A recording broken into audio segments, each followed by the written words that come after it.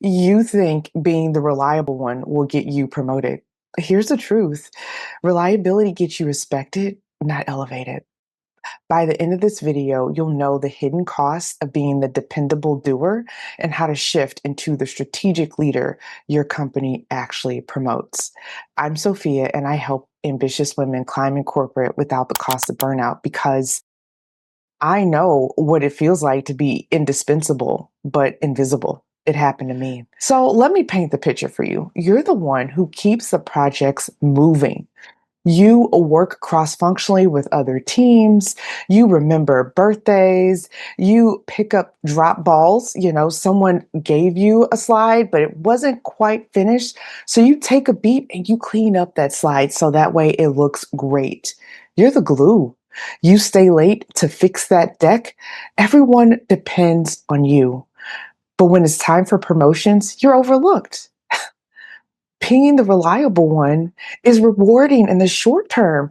People see you as the one who's going to take things across the finish line. But long term, it often means that you're seen as the helper, not the leader. And I live this. I thought if I just kept delivering flawlessly, someone would notice. I would put together a price list. I would, come up with all of the worst case scenarios, and I would present that to leadership, even though the other teams that gave me the inputs, those inputs weren't perfect. I would just, massage them, put them together, and they looked nice. They were flawless. The price list was delivered on time, and I just knew someone would notice. But instead, I just became the person that people leaned on, not the one they looked up to. And one time, my company grew 3x in 24 months. 3x. And all the other smart people that I worked with, they left. They said, you know what? I'm not doing this. And I enjoyed it because I became the hero. Everyone could depend on me. Anytime they hired someone new, who did they send them to? Me. Hey, Sophia will teach you that. Oh, you don't know the acronyms? Spend 15 minutes with Sophia. She can help. And I loved it. But the problem with being the hero in this situation, it meant that I thought I was mortal, but I wasn't. And I was often overlooked for the important leadership roles. I was just everyone's go to helper. So, yeah, reliability does make you indispensable, but it doesn't make you influential. Research shows that women are more likely to be tasked with office housework like organizing, note taking, smoothing conflicts. And these tasks, they keep you busy, but they keep you invisible.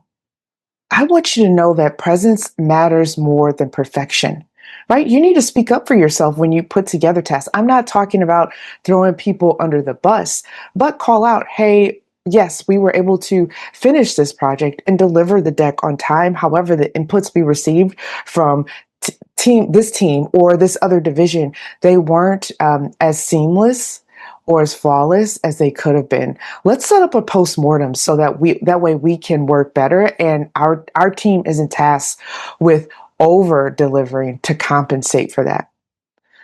I want us to be strategic about visibility because that beats endless availability.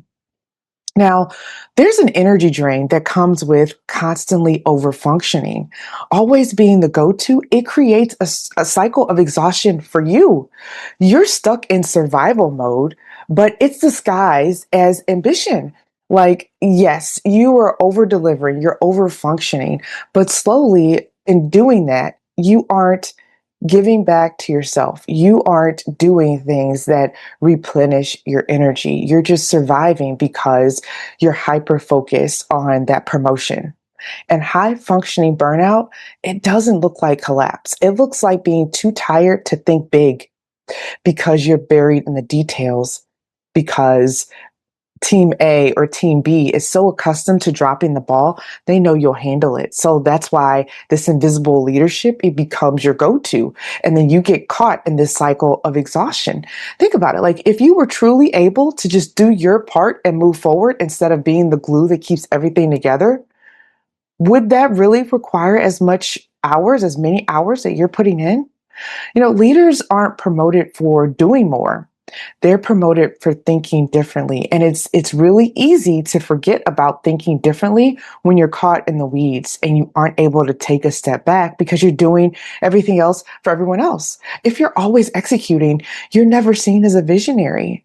Companies reward strategy. So when are you going to give yourself space for strategy? How do you do that? Does that look like a boundary for you? Just saying, hey, I'm going to do my part. And I'm going to let all of the submissions come in as they are and speak to them in my next one-on-one instead of fixing all of those, rough edges, those incomplete slides before I go to presentation. Is that what it looks like for you? What does it look like? I realized that being the reliable problem solver, it was keeping me in support mode because again, I was the one that everyone went to get trained on and I loved it, but I realized that I wasn't being invited to the meetings that those other people were being invited to. And when they were stuck on a problem, they would come to me, but I was never brought in on the problem. I wasn't asked to be on that secret committee. And it made me think like, wait, how do I switch from being the executor, the doer to the director, right? And really it starts with doing less. Like nothing is wrong with being reliable, but you've heard of the RACI chart, right? Who's responsible? Who's accountable? Who do we consult? Who do we inform? You can't be all those people all the time. You can't play all those roles. Sometimes you need to be the responsible one. Sometimes you just need to be informed and you need to let your team or let other people consult you for feedback. I want us to shift from, yeah, I'll handle it, acting like we're Olivia Pope, right? From the show Scandal, to here's how we can approach this strategically. Protecting your energy, it isn't selfish, but it's how you create space to do higher level work. And it's almost impossible to do that higher level work if you're exhausted because you are doing all the last minute edits. So come on, you need some homework on this. Put some thoughts into the comments. How are you feeling about this? Are you seeing some of these things happen in your day to day or, within your group? I want you to look at your task and audit them. What is strategic versus what is just support?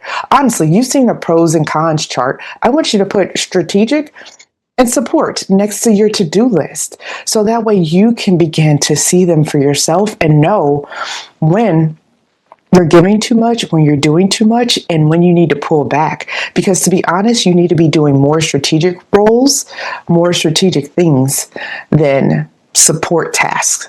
Right? And I want you to practice a new response. Instead of automatically saying yes, I want you to try asking, who else is available to take this on? Or here's the bigger issue we should prioritize instead. Or what about just pausing?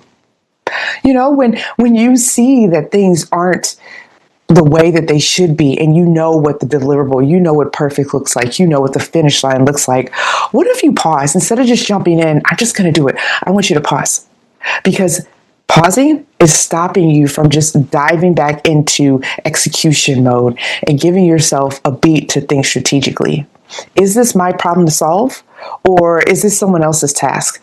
Should I take 10 minutes to draft an email and identify the gaps so that way this person or that team can learn what a true submission looks like? A submission when you're doing a project together, what their submission should look like? Or should I just crank through it and hope they figure it out? No, we're not doing that. I also want you to create visibility moments.